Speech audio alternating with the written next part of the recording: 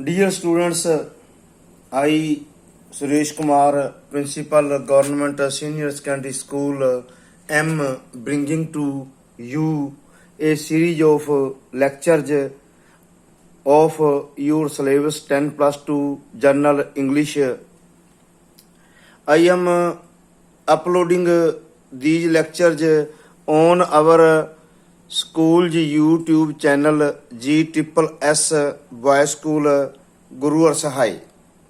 So I request you to subscribe our school's YouTube channel GSSS Boys School Guru Har Sahai and share my lectures to your friends, relatives and other people in large number so that they may also get benefit from my these lectures during their courses of studies.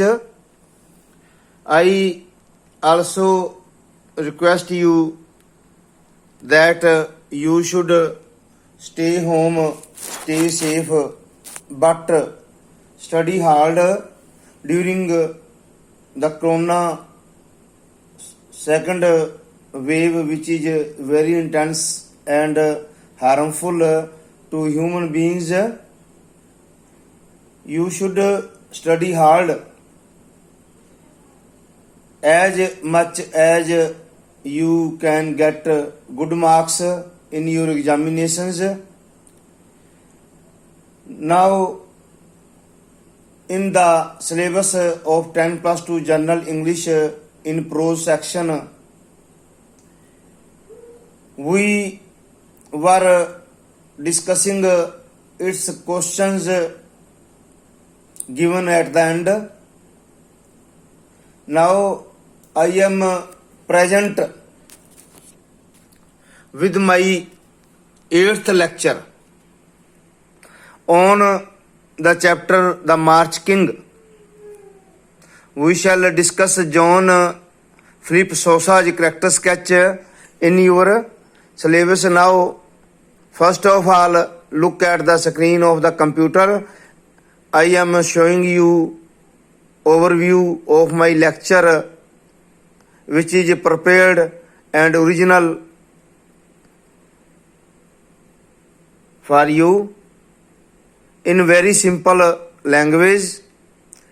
Now I am also showing you over the character sketch of John Philip Sousa, which is shown on the computer screen. Now I am coming to the point and let's see what is in it. John Philip Sousa is the main character of the lesson, The March King. The March King लेख दा John सोसा प्रमुख पत्र है. He is a school going boy, school जाने वाला मुंडा है. He is interested in music lessons, music दी पढ़ाई उसनू जिहड़ी है वो बड़ी चंगी लगती है. His father mister Sousa is the leader of the marine band at the United States. उसका पिता श्रीमान सोसा यूनाइटेड स्टेट्स दे मरीन बैंड द लीडर है. It is the most famous and official band of the President of the United States. ਇਹ ਜਿਹੜਾ ਹੈ United states ਦੇ ਪ੍ਰਧਾਨ ਮੰਤਰੀ ਰਾਸ਼ਟਰਪਤੀ ਦਾ ਜਿਹੜਾ ਹੈ ਸਰਕਾਰੀ ਬੈਂਡ ਹੈ ਜਿਹੜਾ ਕਿ ਬਹੁਤ ਮਸ਼ਹੂਰ ਹੈ. ਫਿਲਿਪ ਲਵਡ ਦਾ ਮਰੀਨ ਬੈਂਡਸ, ਫਿਲਿਪ ਨੂੰ ਮਰੀਨ ਬੈਂਡਸ ਚੰਗੇ ਲੱਗਦੇ ਸਨ. He wanted to become a musician.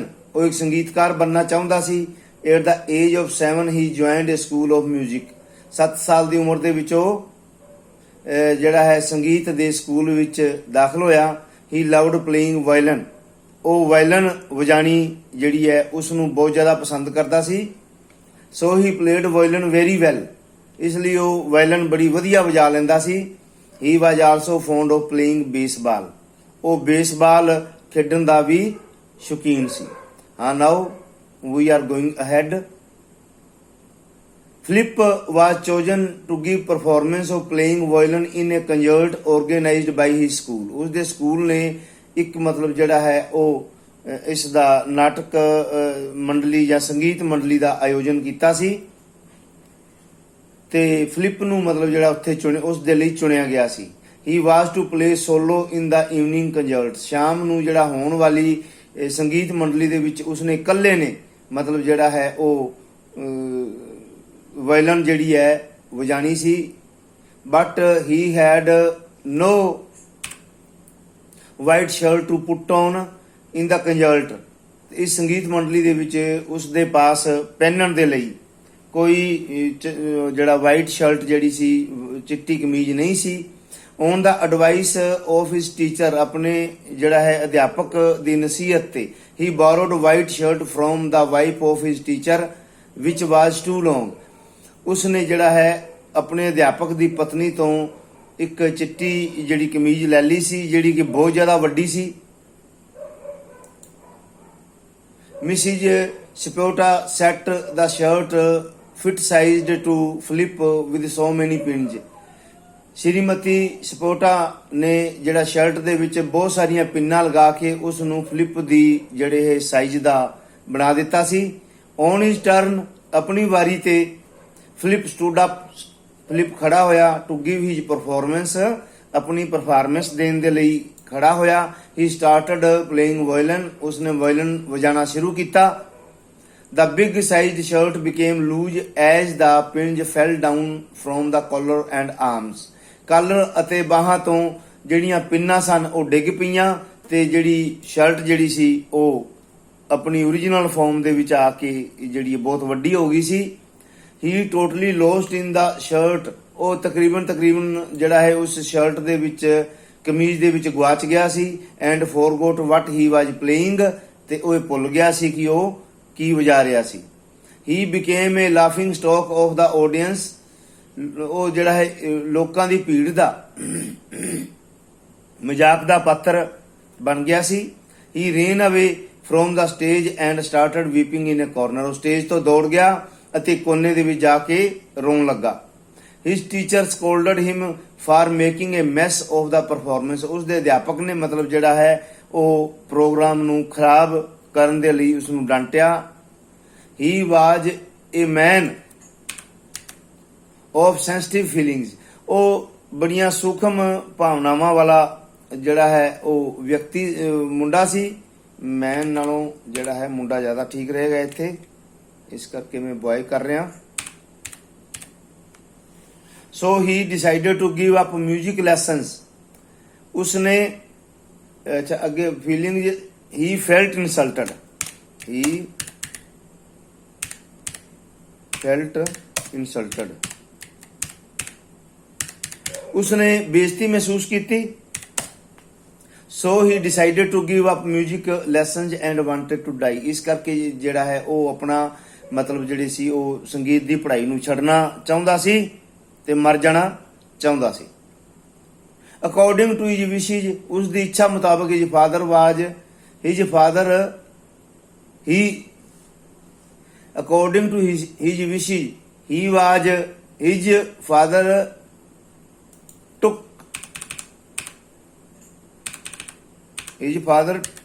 took him to a bakery। ਉਸ ਦੀ ਇੱਛਾ ਮੁਤਾਬਕ ਉਸ ਦਾ ਪਿਤਾ ਜਿਹੜਾ ਉਸ ਨੂੰ ਇੱਕ ਬੇਕਰੀ ਤੇ ਜਿਹੜਾ ਹੈ ਉਹ ਲੈ ਗਿਆ। He did not like that tiresome work, ਉਹ ਇਸ ਥਕਾਉਣ ਵਾਲੇ ਕੰਮ ਨੂੰ ਵੀ ਪਸੰਦ ਨਹੀਂ ਕਰਦਾ ਸੀ। Then he again went to his music teacher, ਦੁਬਾਰਾ ਫਿਰ ਉਹ ਆਪਣੇ ਮਿਊਜ਼ਿਕ ਦੇ ਸੰਗੀਤ ਦੇ ਅਧਿਆਪਕ ਦੇ ਕੋਲ ਗਿਆ, ਸ਼੍ਰੀਮਾਨ ਸਪੋਟਾ ਕੋਲ। He developed his skill in playing well violin, ਉਸਨੇ ਉਸ ਦੀ ਜਿਹੜੀ ਵਾਇਲਨ ਵਜਾਉਣ ਦੀ ਕੁਸ਼ਲਤਾ ਨੂੰ ਜਿਹੜਾ ਹੈ ਉਹ ਵਿਕਸਿਤ ਕੀਤਾ। A circus band leader offered him a job in his circus, ਇੱਕ ਸਰਕਸ ਬੈਂਡ ਲੀਡਰ ਨੇ ਉਸ ਨੂੰ ਜਿਹੜਾ ਹੈ ਸਰਕਸ ਦੇ ਵਿੱਚ ਜਿਹੜਾ ਹੈ ਨੌਕਰੀ ਦੀ ਪੇਸ਼ਕਸ਼ ਕੀਤੀ। He wanted to make a lot of money, ਉਹ ਬਹੁਤ ਸਾਰਾ ਪੈਸਾ ਕਮਾਉਣਾ ਚਾਹੁੰਦਾ ਸੀ। So he decided to join travelling circus, ਇਸ ਕਰਕੇ ਉਸਨੇ ਜਿਹੜਾ ਹੈ ਉਸ ਸਰਕਸ ਦੇ ਵਿੱਚ ਜੁਆਇਨ ਕਰਨ ਦਾ ਜਿਹੜਾ ਹੈ ਉਹ ਫੈਸਲਾ ਕਰ ਲਿਆ। ਤੇ ਉਹ ਜਿਹੜਾ ਹੈ ਇਸ ਸਰਕਸ ਦੇ ਵਿੱਚ and wanted to be leader, ਅਤੇ ਲੀਡਰ ਬਣਨਾ ਚਾਹੁੰਦਾ ਸੀ ਸਰਕਸ ਦੇ ਵਿੱਚ। But his father did not let him do so, ਪਰੰਤੂ ਉਸ ਦਾ ਪਿਤਾ ਉਸ ਨੂੰ ਅਜਿਹਾ ਨਹੀਂ ਕਰਨ ਦੇਣ ਦੀ ਆਗਿਆ ਦੇ ਰਿਹਾ ਸੀ। He took him to the marine band barracks, ਉਹ ਉਸ ਨੂੰ ਮੈਰੀਨ ਬੈਂਡ ਬੈਕਸ ਦੇ ਵਿੱਚ ਲੈ ਗਿਆ। ਹੀ ਵਾਜ ਇਨਲਿਸਟਡ ਏ ਟ੍ਰੇਨੀ ਵਾਇਲਨ ਪਲੇਅਰ, ਉਸ ਨੂੰ ਜਿਹੜਾ ਹੈ ਇੱਕ ਟ੍ਰੇਨੀ ਵਾਇਲਨ ਵਾਦਕ ਦੇ ਤੌਰ ਤੇ ਜਿਹੜਾ ਹੈ ਉਸ ਦੀ ਚੋਣ ਕੀਤੀ ਗਈ। He rose to the leader of the band, ਉਹ ਜਿਹੜਾ ਹੈ ਬੈਂਡ ਦੇ ਲੀਡਰ ਤੱਕ ਜਿਹੜਾ ਉਸਨੇ ਤਰੱਕੀ ਪਾਈ, ਉੱਪਰ ਉੱਠਿਆ। ਉਹ ਹੀ ਕੰਪੋਜ਼ਡ ਮੈਨੀ ਮਾਰਚਿਸ, ਉਸਨੇ ਬਹੁਤ ਸਾਰੇ ਮਾਰਚਿਸ ਦੀ ਜਿਹੜੀ ਰਚਨਾ ਕੀਤੀ, ਸੰਰਚਨਾ ਕੀਤੀ। ਹੀ ਬਿਕੇਮ ਦਾ ਮਾਰਚ ਕਿੰਗ, ਉਹ ਮਾਰਚ ਕਿੰਗ ਬਣ ਗਿਆ। ਹੀ ਕੰਪੋਜ਼ਡ ਦਾ ਵਾਸ਼ਿੰਗਟਨ ਪੋਸਟ ਮਾਰਚ ਵਿਚ ਮੇਡ ਹਿਮ ਏ ਵੈਰੀ ਫੇਮਸ ਕੰਪੋਜ਼ਰ, ਉਸਨੇ ਜਿਹੜਾ ਹੈ ਵਾਸ਼ਿੰਗਟਨ ਪੋਸਟ ਮਾਰਚ ਦੀ ਜਿਹੜੀ ਹੈ ਉਹ ਰਚਨਾ ਕੀਤੀ ਤੇ ਉਹ ਜਿਹੜਾ ਹੈ ਇਸ ਦੇ ਨਾਲ ਇੱਕ ਬਹੁਤ ਮਸ਼ਹੂਰ ਜਿਹੜਾ ਹੈ ਉਹ ਰਚਨਾਕਾਰ ਬਣ ਗਿਆ। ਤੇ ਇਨ ਸ਼ਾਰਟ, ਸੰਖੇਪ ਦੇ ਵਿੱਚ, Philip is a hard working boy, Philip ਵਾਜ ਏ ਹਾਰਡ ਵਰਕਿੰਗ ਬॉय, ਫਿਲਿਪ ਇੱਕ ਮਿਹਨਤੀ ਮਤਲਬ ਜਿਹੜਾ ਹੈ ਉਹ ਮੁੰਡਾ ਸੀ। ਤੇ ਹੀ ਨੈਵਰ ਲੋਸਟ ਹੋਪ, ਉਸਨੇ ਕਦੇ ਉਮੀਦ ਨੂੰ ਨਹੀਂ ਤਿਆਗਿਆ ਸੀ। ਹੀ ਵਾਜ ਐਨ ਓਬੀਡੀਐਂਟ ਬॉय, ਉਹ ਇੱਕ ਜਿਹੜਾ ਹੈ ਕਹਿਣਾ ਮੰਨਣ ਵਾਲਾ ਮੁੰਡਾ ਸੀ।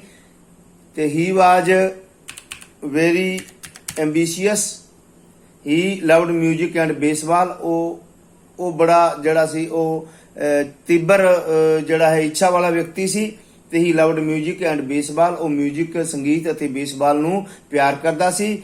So students, I have made some corrections in my this lecture during I was delivering it, so I am again showing you its view on the screen, which is totally now corrected, have been corrected by me. Now see,